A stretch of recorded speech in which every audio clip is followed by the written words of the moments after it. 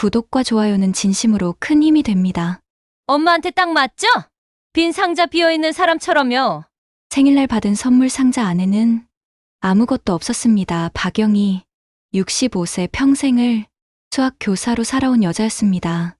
분필 가루가 손에 묻던 그 시절, 아이들 눈빛 속에서 희망을 보았던 그녀였죠.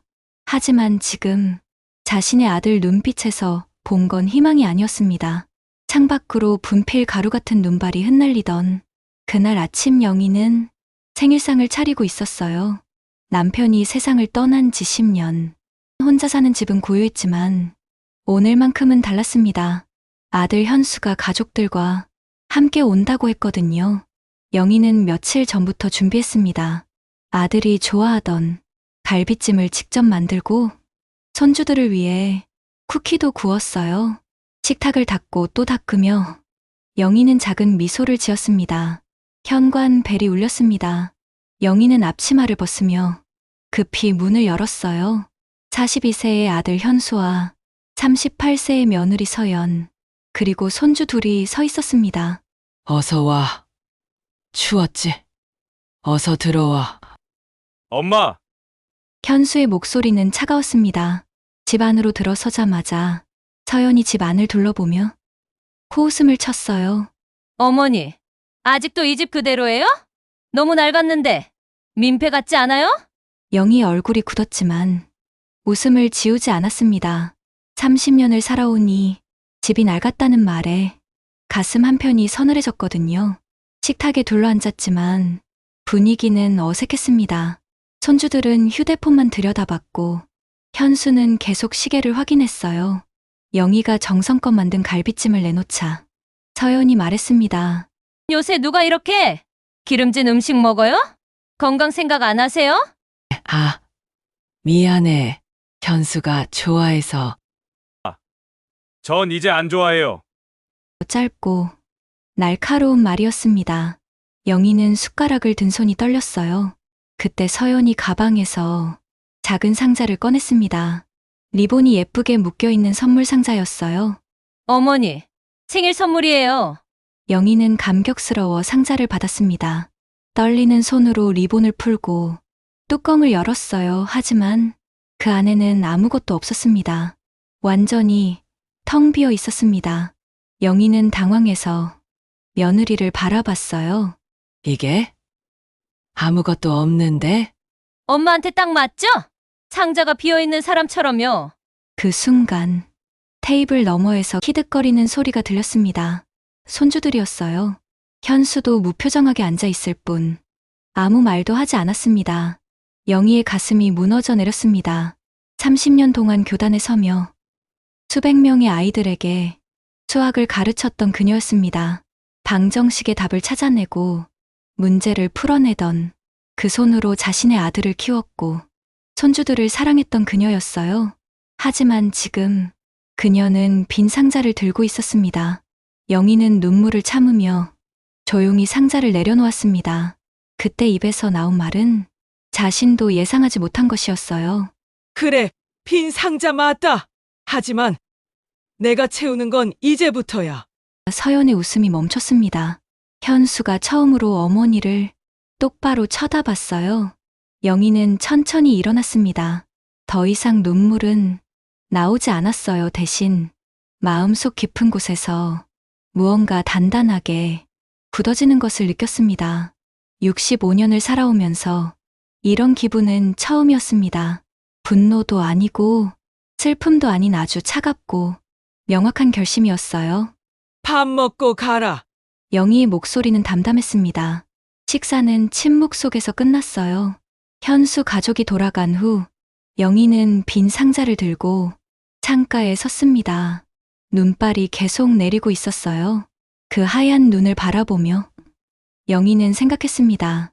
분필로 칠판에 썼던 수많은 방정식들, 항상 답이 있었죠. 이 문제에도 답이 있을 거라고. 영희는 서랍을 열어 낡은 서류 봉투를 꺼냈습니다. 남편이 남긴 집 문서와 토지 등기 부등본이었어요. 모두 자신의 이름으로 되어 있었습니다. 그날 밤 영희는 오랜만에 깊이 잠들었습니다. 하지만 이번에는 아무런 꿈도 꾸지 않았어요. 그 순간 영희는 아직 몰랐습니다.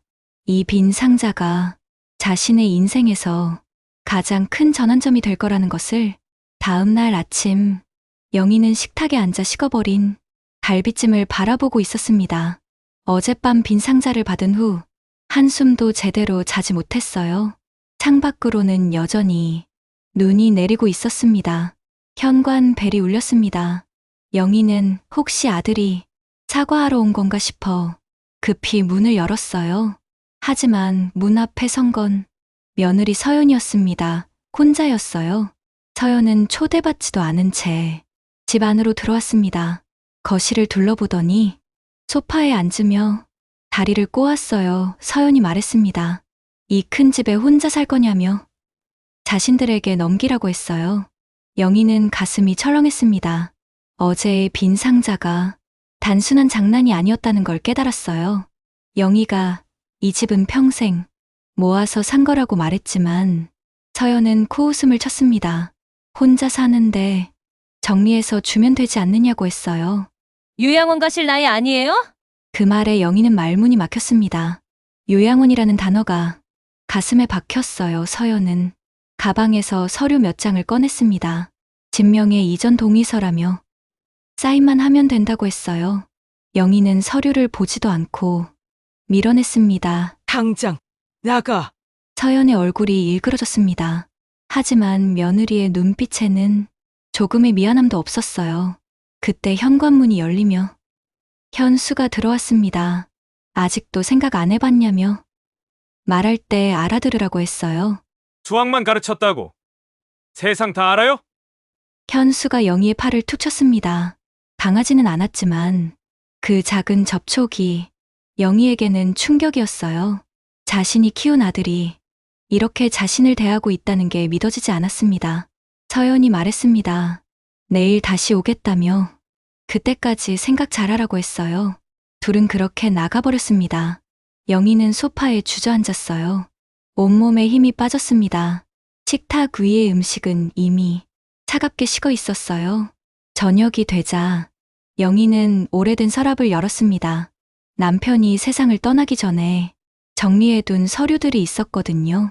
서랍 맨 아래에서 낡은 봉투 하나를 발견했습니다. 남편의 손글씨로 영희에게라고 적혀 있었어요. 영희는 떨리는 손으로 봉투를 열었습니다. 편지와 함께 등기부등본, 적금 통장이 들어 있었어요. 남편의 편지를 읽기 시작했습니다. 사랑하는 영희에게 이 편지를 읽고 있다면 나는 이미 네 곁에 없겠지. 미안해. 먼저 가서 하지만 한 가지는 꼭 기억해줘. 이 집은 우리가 함께 일궈낸 거야. 내 이름으로 되어 있어. 혹시 혼자 남거든. 이 집은 네가 끝까지 지켜. 넌 늘 답을 찾는 사람이잖아. 이번에도 답을 찾을 수 있을 거야. 사랑해 영희야. 편지를 읽으며 눈물을 흘렸습니다. 하지만 동시에 마음 한편에서는 갈등이 일었어요. 정말 이 길이 맞는 걸까? 현수는 내 아들인데 이렇게 맞서는 게 옳은 걸까? 혹시 내가 며느리를 이해하지 못한 건 아닐까? 영희는 밤새 잠을 이루지 못했습니다. 남편의 편지와 현수의 얼굴이 번갈아 떠올랐어요. 다음 날 아침, 영희는 결심이 서지 않았습니다. 그냥 집을 넘겨줄까? 그러면 현수가 편해지지 않을까? 하지만 동시에 남편과의 약속이 떠올랐어요. 영희는 등기부등본을 펼쳐봤어요. 정말로 자신의 이름이 선명하게 적혀 있었습니다. 박영희, 이 집의 소유자는 자신이었던 거예요. 적금 통장도 확인했습니다. 남편이 몰래 모아둔 돈이 꽤 있었어요. 영희는 통장을 꼭 쥐었습니다. 그날 밤, 시계 초침 소리가 규칙적으로 울렸습니다. 똑똑똑 마치 수학 문제를 풀 때처럼 하나씩 단계를 밟아가는 그 소리였어요. 영희는 책상 앞에 앉아 노트를 펼쳤습니다. 교단에 섰을 때처럼 차근차근 문제를 정리하기 시작했어요. 아들과 며느리가 집을 빼앗으려 한다. 집은 4명이 다 적금도 있다. 내 존엄을 지키고 남은 인생을 평화롭게 사는 방법. 영희는 펜을 들고 답을 써내려가기 시작했습니다. 첫 번째, 법적 조언을 구한다. 두 번째, 재산을 정리한다. 세 번째, 노트에 적힌 글자들이 점점 많아졌어요. 새벽 2시가 넘어서야 영희는 펜을 내려놓았습니다. 창밖의 눈은 그쳤지만 영희의 마음 속에는 더 차가운 무언가가 내리고 있었어요. 영희는 휴대폰을 꺼내 인터넷을 검색했습니다. 상속 전문 변호사, 여러 검색 결과가 나왔어요. 그 중에서 영희는 한 곳을 선택했습니다. 법무법인 땡땡, 변호사, 한지우 리뷰들을 읽어보니 노년층 의뢰인을 잘 도와준다는 평이 많았어요. 하지만 예약 버튼을 누르려는 순간 영희의 손이 멈췄습니다. 정말 이렇게까지 해야 하나? 현수와 대화를 먼저 해보는 게 맞지 않을까? 영희는 핸드폰을 내려놓았습니다. 먼저 아들과 진심으로 얘기해보자고 그렇게 결심했어요. 하지만 그날 밤 잠들기 전 영희는 다시 한번 생각했습니다. 과연 현수가 들어줄까? 서연이 있는 자리에서 대화가 가능할까? 영희는 깊은 한숨을 내쉬었습니다. 다음 날 아침이 되어서야 영희는 다시 핸드폰을 들었어요. 변호사 예약을 잡았습니다. 일단 상담만이라도 받아보자고 그렇게 스스로를 설득했습니다. 그날 밤 영희는 오랜만에 깊이 잠들었어요. 하지만 꿈은 꾸지 않았습니다. 대신 아주 명확한 계획이 머릿속에 자리 잡고 있었어요. 그날 만약 그 편지를 발견하지 못했더라면 영희는 또다시 침묵했을 겁니다. 하지만 이제는 달랐습니다. 답을 찾는 시간이 시작된 거예요. 다음 날 아침 영희는 일찍 일어났습니다. 거울을 보니 눈가에 주름이 깊게 패여 있었어요. 65년을 살아온 얼굴이었습니다. 영희는 잠시 거울 속 자신을 바라봤어요. 정말 변호사를 만나러 가는 게 맞을까? 아직 늦지 않았어. 지금이라도 현수에게 전화해서 대화를 청해볼까 하지만 머릿속에 서연의 차가운 눈빛이 떠올랐습니다. 그리고 빈 상자를 보며 키득거리던 손주들의 웃음소리도. 영희는 깊게 숨을 들이마셨어요. 일단 상담만 받아보자. 그게 나쁜 건 아니잖아. 영희는 옷장에서 가장 단정한 옷을 꺼내 입었습니다. 남편 장례식 때 입었던 검은색 재킷과 회색 바지였어요. 거울 앞에 선 자신의 모습이 마치 첫 출근하던 날의 젊은 교사 같았습니다. 영희는 가방에 서류들을 챙겼어요. 등기부등본, 남편의 편지, 적금 통장, 그리고 어젯밤 적어둔 메모장까지. 현관문을 나서는 순간 차가운 바람이 뺨을 스쳤습니다. 하지만 영희는 움츠러들지 않았어요. 법무법인 땡땡은 시내 중심가에 있었습니다. 영희는 버스를 타고 1시간을 달려 그곳에 도착했어요. 건물 앞에서 영희는 잠시 멈춰 섰습니다. 정말 들어가야 할까? 지금이라도 돌아가면 안 될까? 영희는 핸드폰을 꺼내 현수에게 전화를 걸까? 망설였어요. 하지만 손가락은 통화 버튼을 누르지 못했습니다. 영희는 핸드폰을 다시 주머니에 넣고 건물 안으로 들어갔어요. 깔끔한 사무실 안으로 들어서자 젊은 변호사가 맞이했습니다. 한지우, 40대 초반으로 보이는 여성 변호사였어요. 영희는 준비해온 서류들을 꺼냈습니다. 지우는 하나하나 꼼꼼히 살펴봤어요. 집이 완전히 명의라고 확인해 주었습니다. 남편이 생전에 정리를 잘 해뒀다고 했어요. 당연히 지키셔야죠. 어머니 재산이에요. 영희는 가슴이 뜨거워지는 걸 느꼈어요. 지우는 유언장을 새로 작성하자고 제안했습니다. 부당한 대우를 받은 경우 법적으로 상속에서 제외할 수 있다고 설명했어요. 영희는 잠시 생각했습니다. 아들의 얼굴이, 며느리의 냉소가, 그리고 빈 상자가 떠올랐어요. 하겠습니다. 그날 오후 영희는 유언장을 작성했습니다. 떨리는 손으로 서명을 하면서 이상한 기분이 들었어요. 해방감과 죄책감이 동시에 밀려왔습니다. 법무법인을 나와 거리를 걷는데 시장 골목이 보였습니다. 영희는 무심코 그곳으로 발걸음을 옮겼어요. 익숙한 냄새들이 코끝을 스쳤습니다. 생선 굽는 냄새, 튀김기름 냄새, 과일 향기. 그때였습니다. 앞에서 초등학생 정도 되는 아이가 미끄러지며 넘어졌어요. 영희의 몸이 먼저 움직였습니다. 괜찮니? 영희는 아이의 손을 잡아 일으켰어요. 아이는 무릎이 까져서 울먹이고 있었습니다. 영희는 아이를 데리고 약국으로 갔습니다. 반창고를 사서 조심스럽게 붙여주었어요.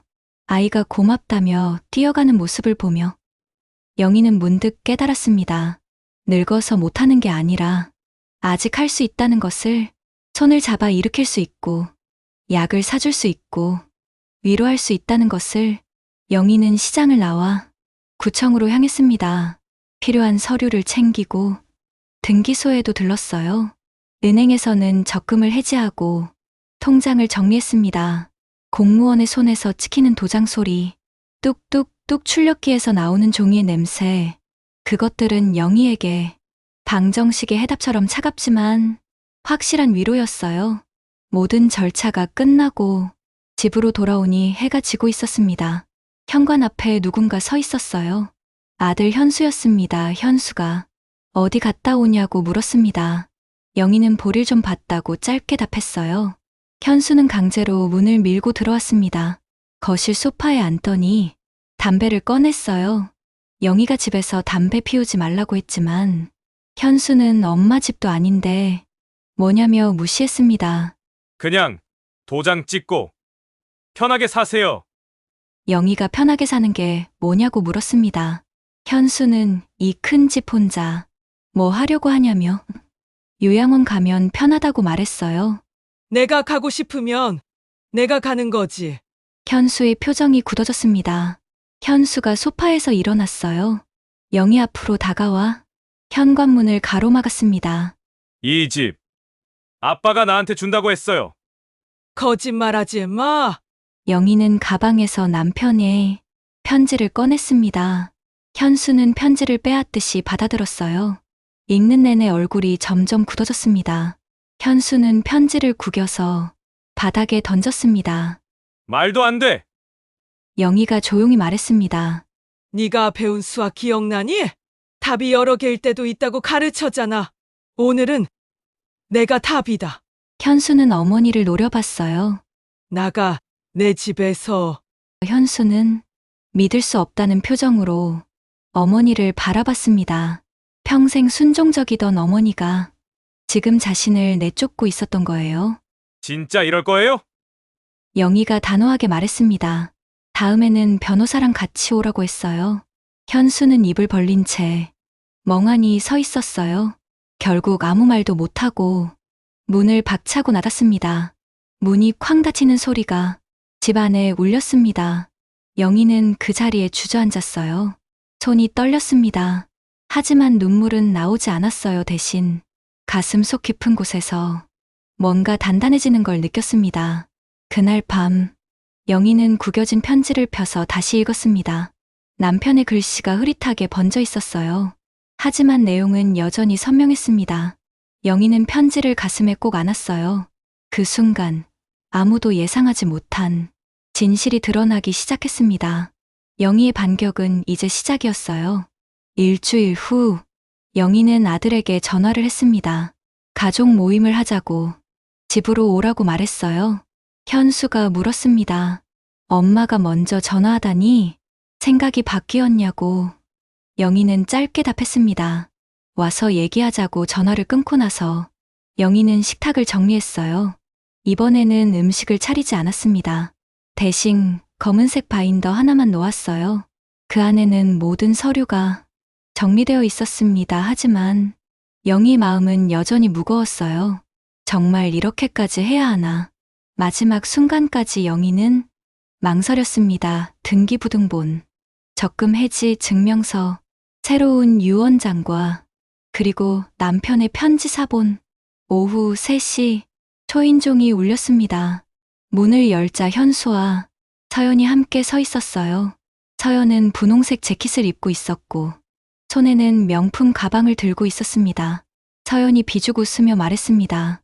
드디어 현명한 결정을 했냐고 두 사람은 초대받지도 않은 채 거실로 들어왔습니다. 소파에 앉은 서연이 주변을 둘러봤어요. 집 정리 좀 하라며 나중에 팔 때 가격 떨어진다고 했습니다. 영희는 대답하지 않고 식탁에 앉았습니다. 현수가 서류 봉투를 꺼냈어요. 명의 이전 동의서라며 사인만 하면 된다고 말했습니다. 서류를 영희 앞에 밀어놓았어요. 영희는 서류를 보지도 않았습니다. 대신 자신이 준비한 검은 바인더를 꺼냈어요. 나도 보여줄 게 있다. 바인더를 펼치자 깔끔하게 정리된 서류들이 나타났습니다. 현수와 서연의 표정이 변했어요. 영희가 하나씩 설명했습니다. 등기부등본. 이 집 소유자는 자신이라고. 적금 해지 증명서. 남편이 남긴 돈을 전부 정리했다고. 그리고 마지막으로 새로 작성한 유언장을 꺼내 테이블 위에 놓았어요. 상속 배제 조항이 들어가 있어. 너희는 이제 아무것도 받을 수 없어. 순간 방 안이 조용해졌습니다. 현수는 유언장을 집어들고 읽기 시작했어요. 읽을수록 얼굴이 하얗게 질려갔습니다. 현수가 벌떡 일어나 의자를 밀쳤어요. 쿵. 의자가 넘어지는 소리가 집 안에 울렸습니다. 배신이에요. 배신. 빈 상자 기억 안 나? 서연도 일어섰습니다. 노망 난 거 아니냐며 소리쳤어요. 늙어서 뭘 지키겠다고. 경찰 부르겠다고 협박했습니다.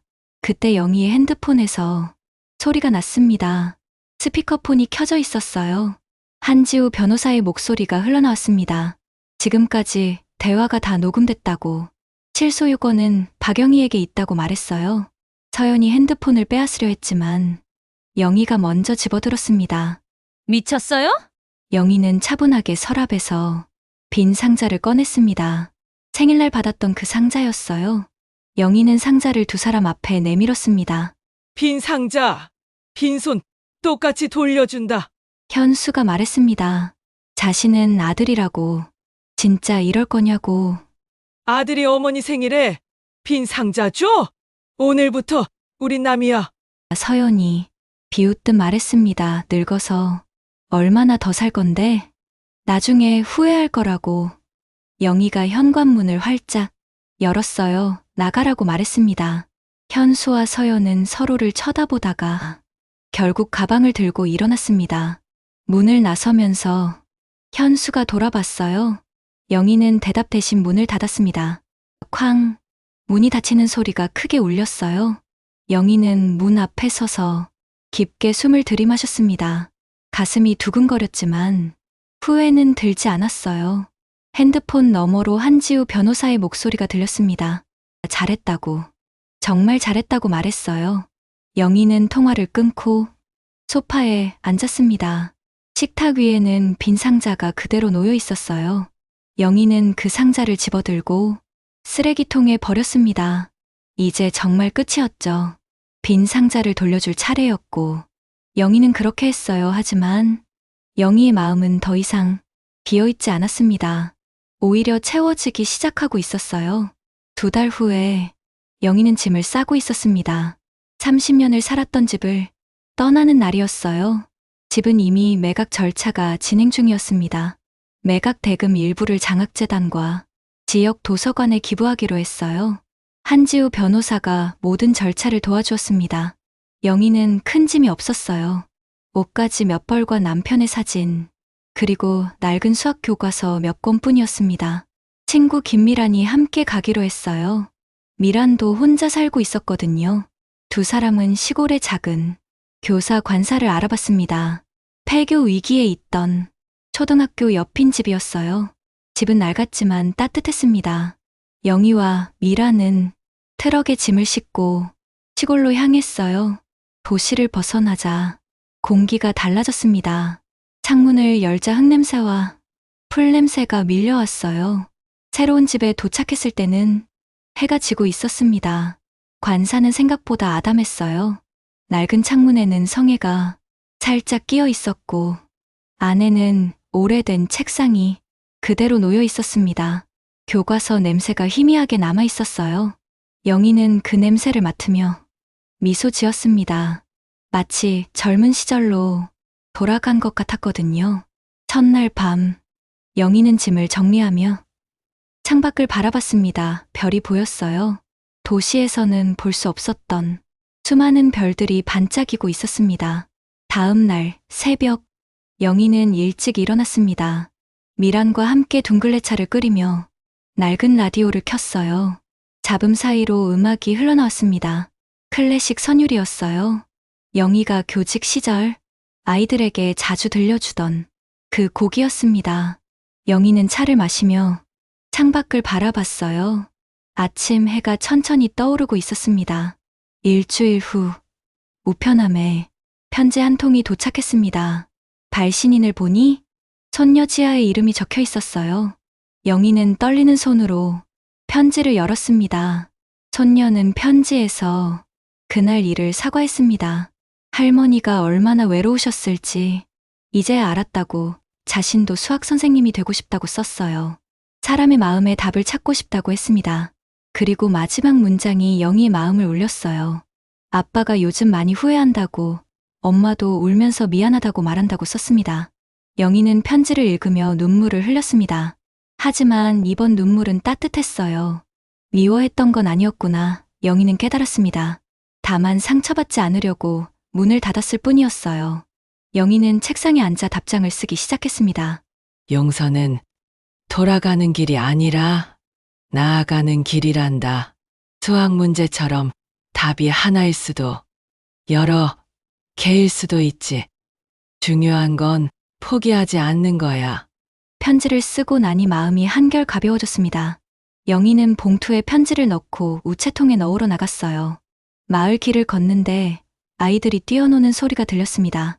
폐교 위기였던 초등학교가 아직 운영되고 있었던 거예요. 영희는 학교 앞에 잠시 멈춰섰습니다. 운동장에서 아이들이 공을 차며 웃고 있었어요. 그 모습을 보니 젊은 시절의 자신이 떠올랐습니다. 그날 저녁, 영희와 미란은 함께 저녁을 먹었습니다. 미란이 물었어요. 후회되지 않느냐고. 영희는 잠시 생각했습니다. 후회는 조금 해하지만 나는 집을 잃지 않았어. 기다리던 나를 찾았을 뿐이야. 미란이 고개를 끄덕였어요. 영희는 계속 말했습니다. 현수도 힘들었을 거야. 나도 알아. 하지만 그래도 넘지 말아야 할 선은 있잖아. 미란이 영희의 손을 잡아주었습니다. 밤이 되자 영희는 처음으로 현관문을 잠갔습니다. 하지만 이번에는 달랐어요. 누군가를 막기 위해서가 아니라 자신의 평화를 지키기 위해서였습니다. 침대에 누워 천장을 바라보는데 마음이 편안했어요. 65년을 살아오면서 이렇게 평화로운 밤은 처음이었습니다. 영희는 눈을 감았습니다. 그리고 생각했어요. 빈 상자를 받았던 그날이 사실은 새로운 시작이었다는 걸. 수학 문제처럼 인생도 답을 찾는 과정이라는 걸. 그리고 자신은 드디어 답을 찾았다는 걸. 영희는 깊은 잠에 빠져들었습니다. 꿈속에서 남편이 보였어요. 남편은 웃으며 말했습니다. 잘했다고. 이제 편히 쉬라고. 그리고 현수도 보였어요. 어린 현수가 영희의 손을 잡고 웃고 있었습니다. 다음 날 아침, 영희는 상쾌하게 일어났습니다. 창밖으로 햇살이 쏟아져 들어왔어요. 새로운 하루가 시작되고 있었습니다. 영희의 새로운 삶도 함께요. 영희는 창가에 서서 호수를 바라봤습니다. 마음속에서 조용히 말했어요. 현수야, 너도 잘 살아. 엄마는 여기서 너를 응원할게. 언젠가 내가 준비되면 찾아와. 그때는 다시 엄마와 아들로 만날 수 있을 거야. 오늘도 긴 이야기를 시청해주셔서 감사합니다. 공감 가셨거나 기억에 남는다면 어떤 부분인지 댓글로 의견을 남겨주세요. 알람 설정하시면 많은 사연을 들려드리겠습니다. 행복한 하루 되세요.